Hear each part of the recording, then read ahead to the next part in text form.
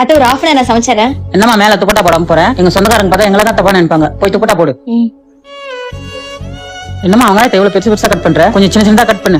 சரிங்க அத்தை. சீக்கிரம் சமைக்கிறதுக்குமா. எத்தனை நாளைக்கு தான் என் பையன் வெளியே சாப்பிடுவான்? என்னங்க ஒரு நிமிஷம் வாங்கல. நாங்க வரவா? நீங்க வாடி. மா நீங்க இங்க வாங்கம்மா. சொல்லுப்பா.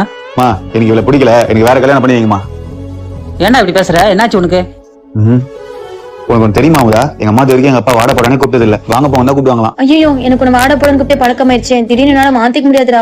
எதுக்கு நீ மாத்திக்கணும்? நீயாவே இரு. டேய் எனக்கு சமைக்க தெரியாதே. கல்யாணத்துக்கு அப்புறம் அம்மா திட்டுவாங்களோ? முடிஞ்ச வரைக்கும் சமைக்க கத்துக்கோ, இல்ல ஆன்லைன்ல ஆர்டர் போட்டு சாப்பிட்டுக்கோ.